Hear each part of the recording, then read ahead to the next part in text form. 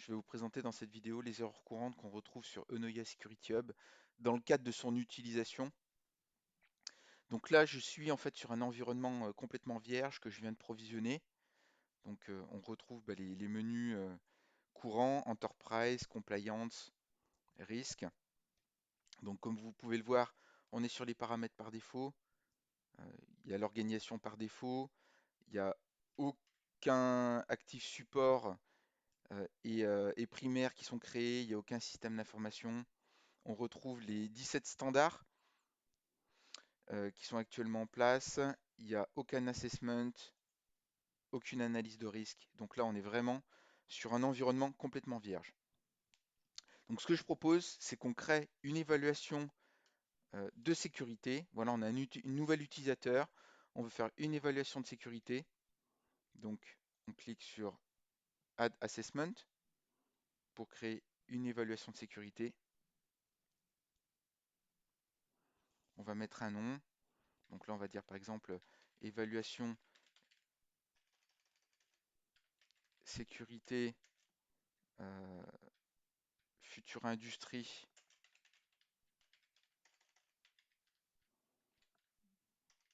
du service logistique. Donc future industrie, c'est c'est le nom en fait d'une entreprise fictive, voilà, qu'on utilise en fait dans toutes nos démos, dans toutes les vidéos. Et c'est une entreprise qui gère, qui fabrique en fait des composants électroniques et qui les commercialise. Et ils ont un SI R&D sur lequel ils font de la conception et de la fabrication et un SI logistique.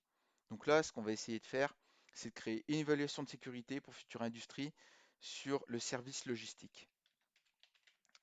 Donc voilà, on a défini le nom, on met une description, système d'information, voilà, on va rien mettre pour voir un petit peu ce que ça donne. On va choisir le standard, on va prendre par exemple NIS 2, voilà, j'utilise la loupe et je vais choisir NIS 2, voilà, je le coche. On va utiliser le mode d'assessment Kanban. Voilà, c'est ce que je conseille pour la plupart des entreprises, pour que les utilisateurs puissent voir chacun des contrôles de manière vraiment simple et qu'ils puissent justement déplacer en fait les différentes cartes en fonction de l'avancement sur l'évaluation de sécurité. Voilà, faites-moi confiance. Donc Kanban mode. Donc là, je clique sur Tag, Finish. Oula, il y a une erreur. Qu'est-ce qu'il me dit, Eunoia Security Hub? Il me dit que j'ai pas créé de système d'information et que du coup, il peut pas me créer en fait l'évaluation de sécurité. Donc voilà, vous avez compris la première erreur, c'est de ne pas créer de système d'information. Avec Eunoia Security Hub, on a fait le choix de ne pas définir de système d'information par défaut parce que ça peut mettre le bazar. Une entreprise qui a besoin justement de créer différents systèmes d'information, il peut oublier de créer, de supprimer en fait le système d'information par défaut et ça peut créer des problèmes. Donc on a fait ce choix de livrer Eunoia Security Hub sans système d'information. Pour pouvoir le créer, ce système d'information, c'est vraiment très simple. Donc vous déplacez en fait sur Information System, vous pouvez cliquer sur Create New et l'autre option, c'est d'ouvrir un autre onglet, mais je ne vous conseille pas de faire ça, de cliquer sur Enterprise Asset et de créer ici le système d'information. Donc voilà, pourquoi s'embêter? Autant le créer directement pendant l'assessment. Donc, je suis dans Compliance Assessment sur la thématique système d'information. Donc, on va créer notre système d'information logistique pour future industrie. Donc, on va appeler ça SI logistique Futura Industrie. Hop, je colle ça en description. Alors, un système d'information, euh, voilà, un système d'information peut relever en fait d'une mission euh, ou d'un autre système d'information. Je m'explique. Donc vous avez votre entreprise. L'entreprise, elle peut avoir des missions, elle peut avoir des systèmes d'information et elle peut avoir des actifs. Voilà. Donc vous voyez qu'il y a quand même une vision, on va dire, descendante. Grosso modo, le premier système d'information qu'on va créer, il dépend forcément en fait de la mission. Donc on va la cocher, la mission elle est créée automatiquement. Et Related Information System, c'est par exemple si vous aviez un système d'information d'entreprise qui est global et dans ce système d'information, vous voulez créer un service particulier, voire même un sous-service, voire même un sous-sous-service. Voilà. Ce qui est bien avec un OIA Security Hub, c'est qu'on peut organiser, on peut modéliser son entreprise comme on le souhaite. Mais voilà, moi, ce que je vous conseille lorsque vous faites des évaluations de sécurité, vous créez les différents systèmes d'information, les différents services que vous voulez créer, vous les rattachez à la mission. Et pour des usages simples, il n'y a pas besoin de créer des sous-systèmes d'information. Donc là, j'ai rattaché mon SI logistique future industrie à la mission de l'entreprise. Et puis on va passer à l'étape suivante. Voilà, là on coche rien et on clique sur Finish. Donc notre système d'information SI logistique future industrie a été créé. Vous voyez, c'est un objet type Information System. Donc je le coche. On passe à l'écran suivant. Donc ça a déjà été normalement déjà rempli. Si je tape NIS 2, voilà, ça apparaît. Le mode, ça va être le mode Kanban. Et là, globalement, on voit que l'évaluation de sécurité a été créée. Donc j'y vais. Et là, on retrouve bien les différentes cartes qui correspondent au contrôle NIS 2. Et on est prêt justement pour faire l'évaluation de sécurité. Donc ça, c'est vraiment un point hyper important. Voilà, réfléchissez lorsque vous voulez faire une évaluation, pensez bien à créer le système d'information qui va bien. Voilà, et je vais vous montrer en fait si vous allez dans Enterprise Asset et que vous allez sur Information System, bah, on va retrouver le SI Logistique Future Industrie. Deuxième erreur courante, ça va être alors on va refaire euh, une évaluation. Voilà, on va faire l'exercice, on va faire un add assessment.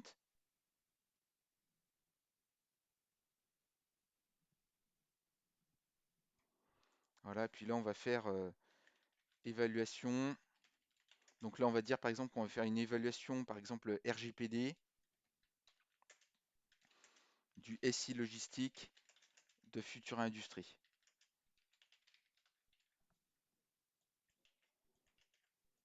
Voilà, là on va cocher par exemple le SI logistique.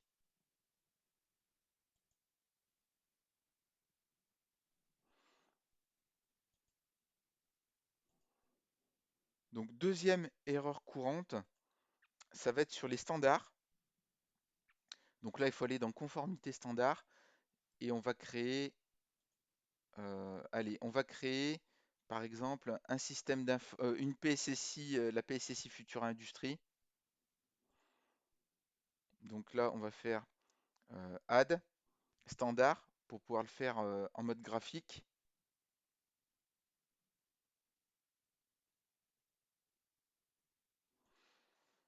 Donc là, on va appeler ça PSSI Future Industrie.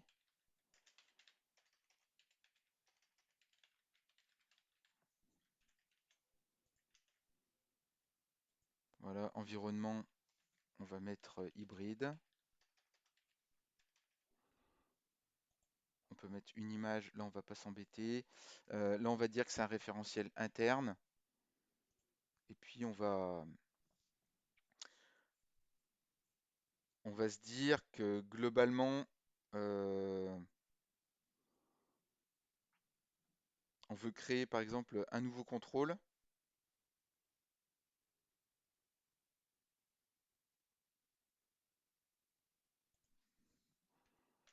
Voilà, par exemple, un contrôle euh, sur la revue, par exemple, sur la revue des droits.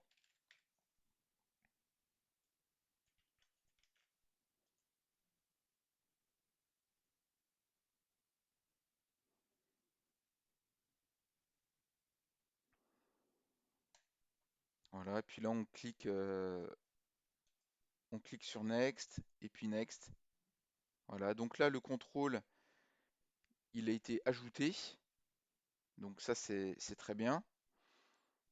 Voilà, on clique sur Suivant, Fini. Voilà, donc là, on va retrouver en fait le référentiel Enoia, le référentiel PSSI Future Industrie.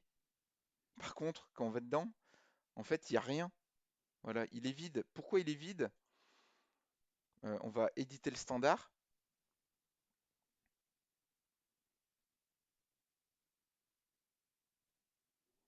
Et ce qu'on a dit dans une vidéo précédente, c'est que pour chacun des contrôles, on doit obligatoirement avoir un sous-contrôle. Voilà, c'est une obligation. Donc là, c'est ce qu'on va faire. Donc par exemple, là, on va aller rechercher donc, le contrôle qu'on a créé, revue des droits. Déjà, il faut le cocher, ça c'est un point important. Sinon, il ne va pas apparaître dans, dans la liste des évaluations. Voilà, on va voir en fait une évaluation, un standard en fait de conformité vide, sans contrôle. Donc il faut bien penser à le cocher. Voilà, il a été ajouté. Et là, on va aller voir si ça a été ajouté.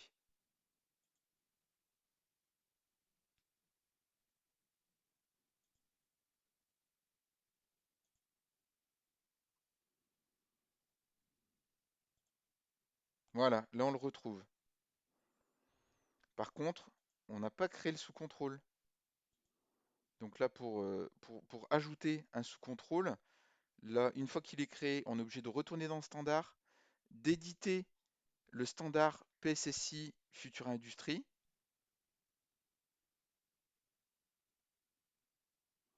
Voilà, on va dans Subcontrol.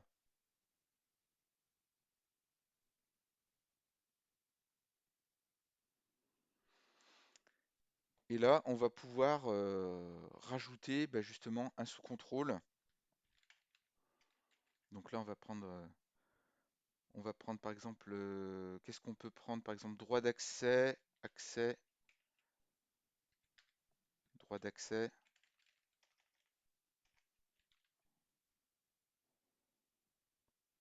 On va prendre par exemple celui-là.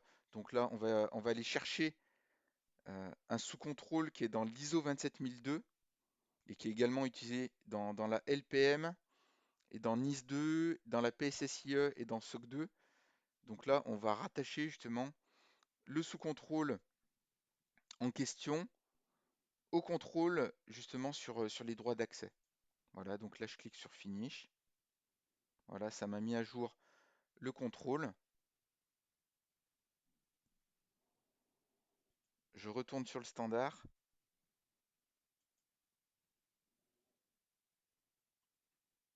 Et là, je vais choisir la PSSI Future Industrie. Et je vais retrouver mon standard. Et cette fois, j'ai bien un contrôle.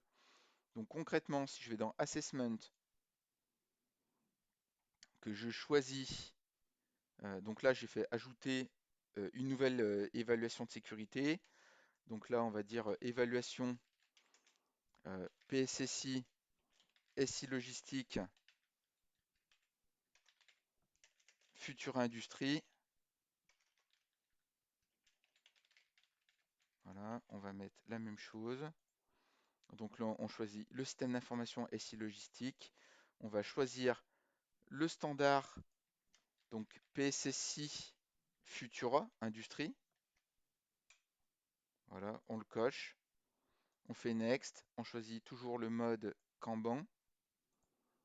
Next, Finish. Et bien là, on est bon. Voilà, là, on voit bien justement un contrôle droit d'accès avec un sous-contrôle qui est tiré justement du référentiel ISO 27002 à 5.18 droit d'accès. Maintenant, je vous propose, donc je vais détruire le standard cette PCC. Voilà, Future Industrie. Voilà, on va la détruire. On détruit. Voilà, alors là, il veut pas. Voilà, je veux détruire euh, mon standard Future Industrie, mais il veut pas. Et qu'est-ce qu'il affiche comme message? Il me dit qu'il ne peut pas détruire le standard parce qu'il y a des contrôles et des sous-contrôles qui sont associés à ce standard et qui ne peuvent pas être détruits.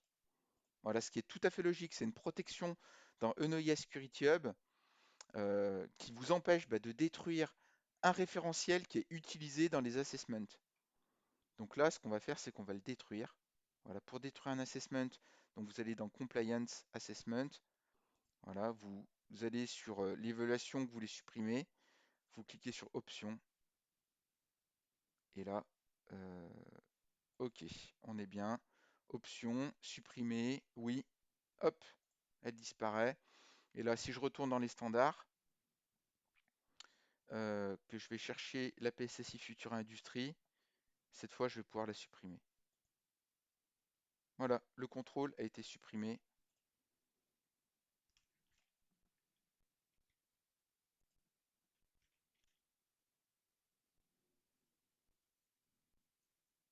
Et là, on ne le retrouve plus. Alors maintenant, on va regarder des erreurs courantes qu'on peut avoir en fait sur des référentiels de sécurité, mais au format JSON. Donc le format JSON, c'est vraiment un format standard. Voilà, moi je vais ouvrir mon VS Code. Hop, voilà, j'ai retrouvé ma PSSI. Donc je vais copier donc cette PSSI qui est dans un bon format. Puis là, on va aller s'amuser à mettre des petites choses qui ont rien à faire là. Voilà, si on s'amuse par exemple à l'importer, que va dire Enoia Security Hub? Il va me dire non mais voilà, le JSON qui a été fourni, il n'est pas dans le bon format. Et vous voyez ici, il y a une coche rouge qui apparaît et qui montre justement où est-ce qu'il y a une erreur. Donc là, ce petit X, il n'a rien à faire là. Et là, typiquement, si je clique sur Submit, là, il va me l'importer.